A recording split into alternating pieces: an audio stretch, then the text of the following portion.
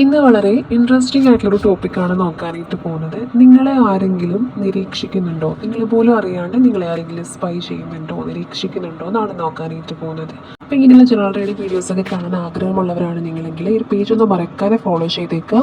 യൂട്യൂബിലാണ് കാണുന്നതെങ്കിൽ ഒന്ന് സബ്സ്ക്രൈബ് ചെയ്യുക. അതുപോലെ ഒന്നിലധികം ജനറൽ റീഡിംഗ് വീഡിയോസ് ഈ ഒരു പേജിൽ അപ്ലോഡ് ചെയ്യുന്നതായിരിക്കും.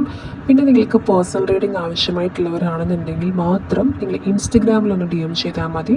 റീഡിംഗ് എന്നൊന്ന് DM ചെയ്യുക. റീഡിംഗ് പെയ്ഡ് ആയിരിക്കും.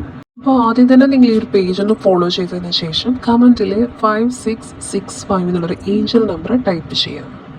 അപ്പോൾ ഇവിടെ കിട്ടിയിട്ടുള്ളത് കിങ് ഓഫ് വാൻഡ്സ് എന്നുള്ളൊരു കാർഡാണ്. അപ്പോൾ ഈ ഒരു കാർഡിൻ്റെ എനർജി പ്രകാരം നോക്കുകയാണെങ്കിൽ നിങ്ങളെ ആരെങ്കിലും നിരീക്ഷിക്കുന്നുണ്ടോ എന്ന് ചോദിച്ച സമയത്ത് നമുക്ക് കിട്ടിയിട്ടുള്ള കാർഡാണ്. സോ ഇത് ആൻസർ അതേന്ന് തന്നെയാണ്. അതായത് നിങ്ങളെ ആരോ നിരീക്ഷിക്കുന്നുണ്ട്, പക്ഷേ നിങ്ങൾ പേടിക്കേണ്ട കാര്യമേ ഇല്ല എന്ന് കാണുന്നുണ്ട്. ഈ ഒരു പേഴ്സൺ എന്ന് വെച്ചിട്ടുണ്ടെങ്കിൽ വളരെ ആത്മവിശ്വാസം ഉള്ളവരാണ്. അതുപോലെ തന്നെ നിങ്ങളിൽ വലിയ താല്പര്യമുള്ളവരുമായിട്ട് കാണുന്നുണ്ട്.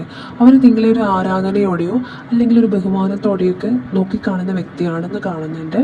അതുപോലെ തന്നെ നിങ്ങളെ ഭീഷണിപ്പെടുത്താനോ അല്ലെങ്കിൽ നിങ്ങൾക്ക് ദോഷം ചെയ്യാനോ അല്ല അവർ നിങ്ങളെ ശ്രദ്ധിക്കുന്നത് അല്ലെങ്കിൽ നിങ്ങളെ നിരീക്ഷിക്കുന്നത്. മറിച്ച് നിങ്ങളുടെ ആ ഒരു പേഴ്സണാലിറ്റിയോട് അല്ലെങ്കിൽ നിങ്ങളുടെ വ്യക്തിത്വത്തോട് അവർക്ക് വളരെ വലിയൊരു ആകർഷണം, ഒരു അട്രാക്ഷൻ ഉണ്ട് എന്നാണ് കാണുന്നത്.